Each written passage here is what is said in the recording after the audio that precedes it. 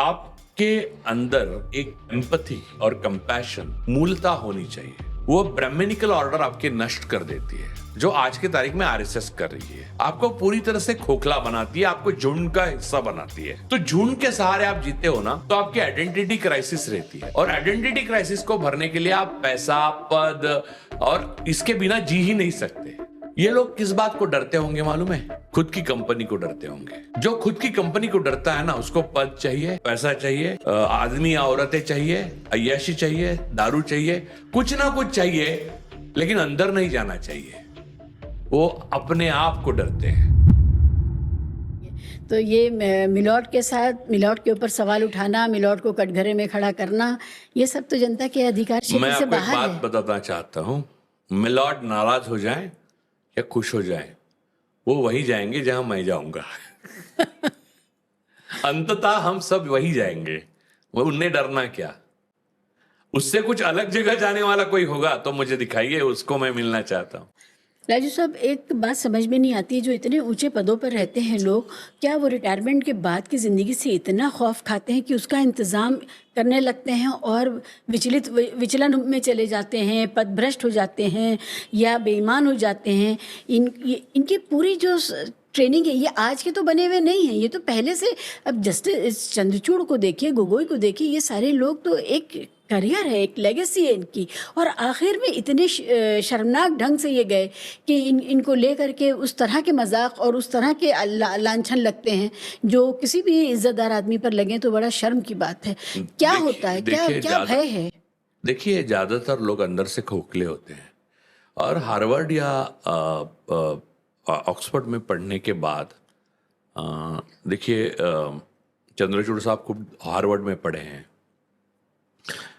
आपको एक worldly wisdom आना चाहिए, एक मोटा मोटी मैं मानता हूं कि आता भी है, लेकिन वो वर्ल्डली विजडम जो है ना, वो आपको अपने अंदर के इंफीरियोरिटी और खोखलेपन से मुक्त नहीं कर सकता।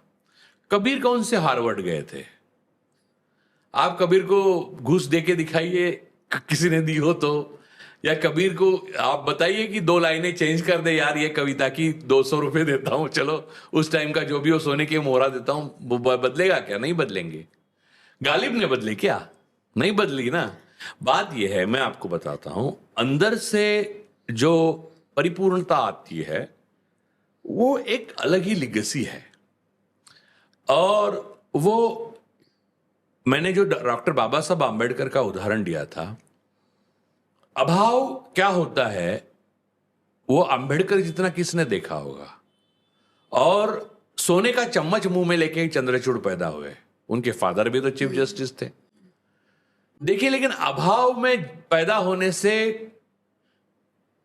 आप चंद्रचूड़ नहीं बनते, और मुंह में सोने का चम्मच लेने से आप आंबेडकर नहीं बनते। अभाव और शिक्षा दीक्षा और सारी चीजें, सारे संसाधन आपके पास है, इसलिए आप बनेंगे, ऐसा नहीं है। ये खेल मैं आपको बताता हूं क्या है। ये चरित्र कैसे बनता है?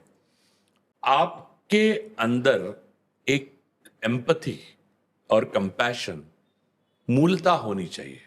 जो मैंने पुणे पैक्ट का जिक्र किया ना, बहुत बड़े दुश्मन लग रहे थे गांधी जी अंबेडकर साहब को, लेकिन एम्पैथी और कंपैशन उससे भी बड़ी थी, मानवता, सभ्यता, इसलिए उन्होंने उनकी जान बचाई। ब्रिटिश, अब ये बात जो है, वो एम्पैथी और कंपैशन, वो ब्राह्मणिकल ऑर्डर आपके नष्ट कर देती है, जो आज के तारीख में आरएसएस कर रही है। आपको पूरी तरह से खोखला बनाती है, आपको झुंड का हिस्सा बनाती है। तो झुंड के सहारे आप जीते हो ना, तो आपकी आइडेंटिटी क्राइसिस रहती है, और आइडेंटिटी क्राइसिस को भरने के लिए आप पैसा, पद और इसके बिना जी ही नहीं सकते। और फिर आपका जो आप अपने देखो, आप सबसे बड़ी प्रॉब्लम क्या मानो इन लोगों की, मैं आपको बताऊं। अगर आज ओशो होते तो वो भी ये बताते, यानी मैं ओशो हूं ऐसा नहीं कहना मेरा, ना ही मैं बुद्ध पुरुष हूं, लेकिन मैं ये बताता हूं, ये लोग किस बात को डरते होंगे मालूम है? खुद की कंपनी को डरते होंगे। जो खुद की कंपनी को डरता है ना, उसको पद चाहिए, पैसा चाहिए, आदमी या औरतें चाहिए, अय्याशी चाहिए, दारू चाहिए, कुछ ना कुछ चाहिए, लेकिन अंदर नहीं जाना चाहिए। वो अपने आप को डरते हैं, इसलिए ये खोखलापन है। गांधी जी हो या अंबेडकर जी हो, दोनों टावरिंग क्यों हुए हैं? क्योंकि दोनों अलग रास्ते पे हैं, लेकिन दोनों अपने अंदर जाने से नहीं डरते। ये बहुत बड़ी बात है। बहुत बड़ी बात है, बहुत बड़ी बात है ये। ये सारे लोग, उनको अकेले रखिए एक रूम में 1 साल के लिए, सब कुछ दीजिए अंदर। आत्मग्लानि से ही मर जाएंगे। नहीं, वो पहले दिन ही चिल्लाने लगेंगे, वो कहने लगेंगे मुझे बाहर निकालो, मुझे अपने आप से। उनके लिए सबसे वर्स्ट कंपनी खुद की कंपनी है, और ऐसे लोगों की सत्ता या शासन, that's why I am saying again and again that when you are ruled by RSS, Modi, Shah, this is not a political crisis, this is humanitarian crisis. हमें अलग लेवल से उसको टैकल करना चाहिए।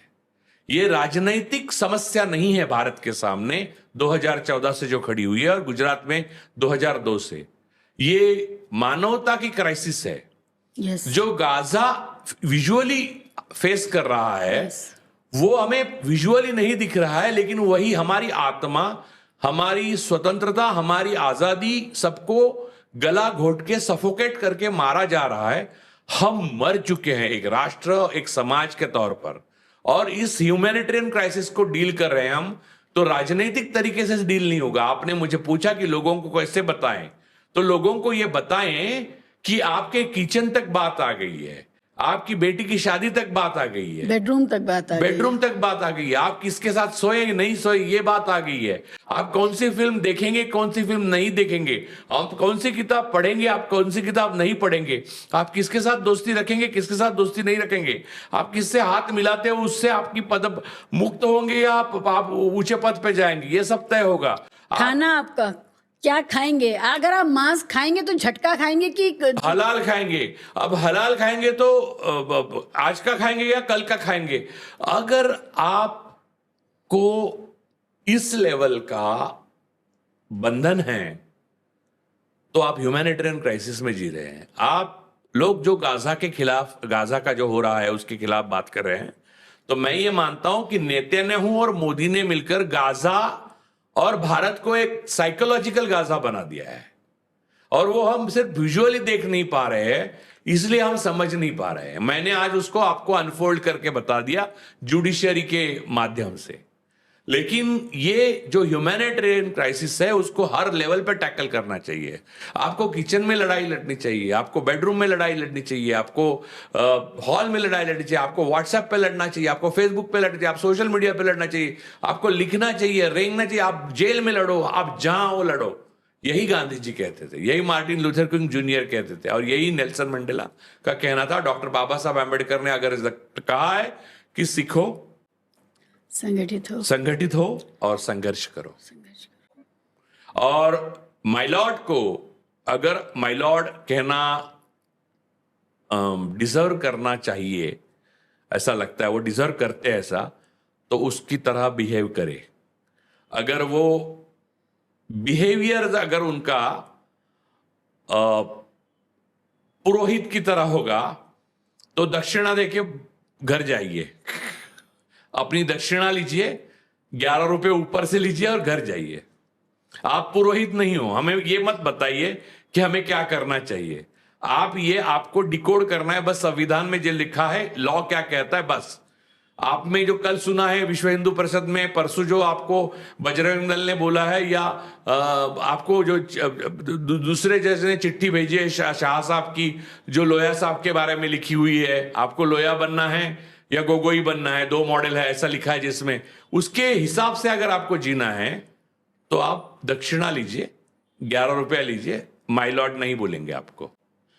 अगर जनता के हाथ में किसी भी तरह का कोई सिस्टम नहीं बचा जिससे वो न्याय मांग सके, पहले तो हम उम्मीद ये करते थे कि सरकार हमारे लिए काम कर रही है। पता चला सरकार हमारे लिए काम नहीं कर रही है, उसके कुछ 4-5 लोग हैं उनके लिए काम कर रही है। लेकिन जैसे ही सवाल उठाने शुरू हुए, उसके ऊपर हम अलग से प्रोग्राम करेंगे ना। जी, लेकिन जैसे ही जनता ने सवाल उठाए, हाँ, जैसे ही जनता ने उस पर सवाल उठाए, सारे के सारे वो सारे चेक्स एंड अकाउंटेबिलिटी के और बैलेंसेस के जो इंस्टीट्यूशंस थे भारत के लोकतंत्र में, वो नागरिकों पर हावी हो गए, उन आवाज़ों पे हावी हो गए। फिर हम चाहते थे कि हमारी जुडिशरी हमारे साथ खड़ी हो, वो नहीं साथ खड़ी हुई।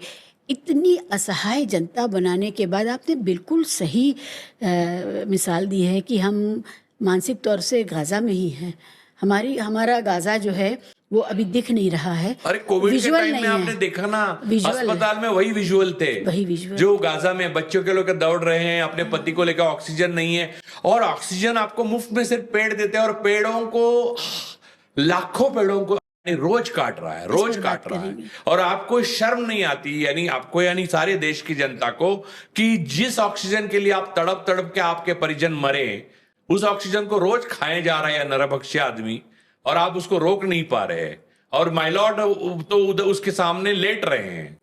तो राजू साहब, जनता इतनी निस्सहाय जनता, असहाय जनता क्या क्या बचाए? सिर्फ एक ही चीज़ है, जनता की एकता। वो जनता की एकता धर्म को सामने ला करके तोड़ दी जा रही है। मतलब एक ये इंतहा है कि दो गरीब लोग जिनको पानी की ज़रूरत है उनको पानी नहीं मिल रहा है, जिनको खाने की ज़रूरत है उनको खाना नहीं मिल रहा, और उनको ये बताया जा रहा है कि जो दूसरा गरीब है, क्योंकि इसके सर पे टोपी है, ये तुम्हारा हिस्सा खा गया। ये नहीं बताया जा रहा है कि जो तुम्हारा हिस्से का सारा कुछ है वो कहीं और जमा हो गया है, और वो डॉलर में कन्वर्ट होकर उसको बिलियनियर का दर्जा मिल रहा है उसी के ज़रिए। तो ये जो जनता है जिसको वो क्या कहें, सुधा भी नहीं दी गई, वो समझ भी नहीं दी गई है कि वो कुछ जान सके, ऐसे में समझ में नहीं आता। गाजा में तो लोगों को पता है कि उनके साथ हो क्या रहा है, भारत के लोगों को पता ही नहीं है कि उनको वो आम है जिसको चूस के खाया जा रहा है। आम, मुसलमान आम काट के खाया जाता है, ये जो बाकी का आम है, जो खासकर जो हिंदू आम है, उसको चूस के खाया जाता है।